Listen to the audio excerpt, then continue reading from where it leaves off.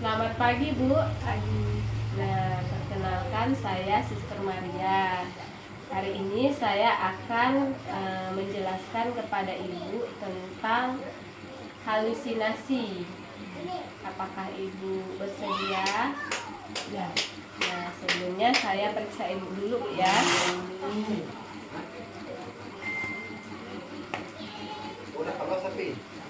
Lanjut, Bang. Biasanya Ibu tensinya normal terus kah? Iya. Ya. Terakhir tensi kapan? Bulan ini atau satu kemarin? Bulan 1.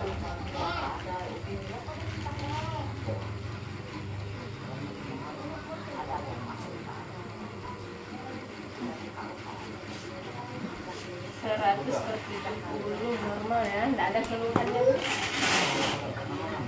3. Nah, untuk sekarang, tadi kan saya sudah kasih tahu kalau saya akan menjelaskan apa itu halusinasi. Pernah dengar tak halusinasi itu apa? Bu, halusinasi pernah dengar tak? Pernah.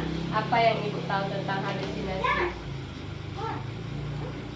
Kayak misalnya nih, Ibu kan sekarang dengarkan suara kan, dengarkan suara yang tidak ada wujudnya. Nah, itu namanya halusinasi. Halusinasi Ibu berwujud halusinasi pendengaran. Jadi Ibu dengar ada suara ngomong, bisik-bisik, tapi dilihat orangnya tidak ada. Nah, itu namanya halusinasi pendengaran. Ada juga halusinasi penglihatan. Misalnya Ibu lihat ada sesosok anak kecil di situ, tapi orang lain tidak ada lihatnya. Nah, itu juga halusinasi. Itu namanya halusinasi penglihatan. Ya. Nah, jadi saya jelaskan halusinasi itu adalah gangguan yang terjadi di mana seseorang merasakan sesuatu yang tidak jelas dan sulit untuk membedakan apakah sesuatu itu nyata atau tidak. Nah, jadi Ibu nggak tahu nih apakah suaranya itu nyata atau tidak. Jadi pas ada suara ngomong bisik-bisik, kirain ada orang, sekali dilihat rupanya nggak ada kan? Nah, seperti itu dia halusinasi. Kemudian tanda dan gejalanya: 1. Berbicara dan tertawa sendiri. Ya. Kemudian yang kedua, ketidaktepatan orang, tempat dan waktu. Misalnya lihat orang nggak jelas itu orangnya siapa, tempatnya di mana dan waktunya nggak tahu waktu. Nah, kemudian yang ketiga, konsentrasinya rendah, berpikirnya sulit fokus, jadi rendah konsentrasinya. Kemudian yang keempat, pikiran cepat berubah-ubah, berubah kadang ke sini, kadang ke sana, kadang ke sini, nah itu cepat berubah pikirannya kalau orang kena halusinasi. Kemudian pembicaraan kacau, kadang-kadang tidak masuk akal. Nah, itu untuk yang terkena halusinasi. Kemudian ada juga ketakutan. Pernah? Takut, terus ekspresi wajah tuh tegang, dingin. Kemudian sikap curiga dan bermusuhan dengan orang lain. Ada kan? Ada. Nah, curiga, dilihat orang datang, dikiranya mau ganggu atau apa, jadi ngerasa sakit hati atau berurusan, padahal orangnya datang tidak ganggu. Kemudian yang terakhir, ciri-cirinya menarik diri dan menghindar dari orang lain. Nah, jadi tidak mau bergabung dengan orang lain. Nah, gimana cara merawatnya?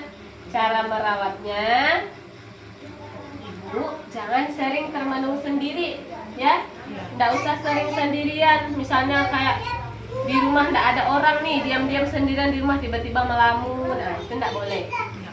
Nah, tidak boleh. Harus cari orang, ajak komunikasi. Kalau misalnya sedang sendirian di rumah, kecuali lagi kerjalah dulu. Tapi kalau udah tidak ada kegiatan, kalau tidak ada istirahat tidur, mending cari orang lain untuk diajak bicara. Kemudian Ibu kan udah sering ambil obat nih. Nah, minum obat teratur. Ini hari ini udah minum obat belum? Udah, bagus. Kemudian yang ketiga, buat jadwal kegiatan sehari-hari. Nanti saya kasih Ibu kertas Jadwal untuk ibu melakukan kegiatan sehari-harinya. Di sini nanti ada kegiatannya dari jam 5 sampai jam 9 malam. Dari jam 5 pagi sampai 9 malam apa aja kegiatan nanti dicatat, terus nanti dilakukan setiap hari supaya terjadwal, ya. Kemudian yang terakhir, gunakan fasilitas kesehatan yang ada kayak puskesmas. Jadi kalau misalnya sakit, tiba-tiba ada keluhan, boleh datang ke puskesmas. Oke, sampai sekian. Ada yang mau ditanyakan? Tidak ada. Udah ngerti ya? Bagus. Terima kasih Bu untuk kerjasamanya, untuk kesediaannya mendengarkan penjelasan saya hari ini. Sama 3. Nah, tadi kan saya sudah jelaskan tentang apa itu halusinasi, kan? Nah, karena ibu mengalami halusinasi pendengaran, ibu siapa tadi namanya? Resmi. Sukanya dipanggil Resmi aja. Nah, perkenalkan, saya Suster Maria. Saya perawat di Puskesmas Tebalki. Nah, hari ini saya mau merawat atau menjelaskan cara untuk menghilangkan halusinasi yang dialami oleh ibu, yaitu halusinasi pendengaran. Bagaimana caranya? Nanti saya kasih tahu gimana kalau kita bercakap-cakap dulu tentang halusinasi itu. Apakah ibu bersedia? Ya, bersedia. Nah, ini ibu kan sering nih dengar suara-suara atau bisikan-bisikan. Itu biasanya ibu dengarnya sering kah? Sering. Biasanya berapa kali sehari? Enggak menghitung sih, 3 kali ya. 3-4 kali biasa ada ya? Iya. Terus suaranya itu biasa nyuruh apa? Kayak Suaranya bunyi kayak anak kecil nangis-nangis gitu, teriak-teriak gitu. kayak anak kecil nangis-nangis teriak. Bukan ada suara yang nyuruh ngapain gitu? Enggak ada sih, cuma yang bunyi di telingaku bunyi dung dung dung dung dung gitu aja. Kayak gitu. Gudu-gudu. Tapi kalau dilihat gitu enggak ada. Enggak kan? ada. Enggak ada. Enggak ada kalau di kuping aku. Terus gimana biasanya ibu mengatasinya? Kalau misalnya ada suara itu gimana ibu mengatasinya supaya Pejamkan matanya aja. Pejamkan matanya langsung. Pencet telinganya udah. pejamkan mata, pencet telinga kayak gini? Heeh. Kayak gitu.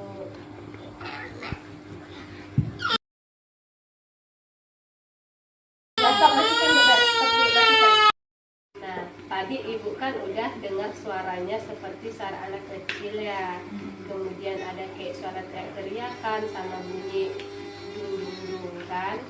Nah, itu tandanya ibu mengalami halusinasi pendengaran namanya. Nah, ibu mau nggak saya ajarkan caranya supaya mengusir atau menghilangkan suara-suara bisikan atau suara-suara yang tidak jelas seperti itu tadi, teriak-teriakan? Mau?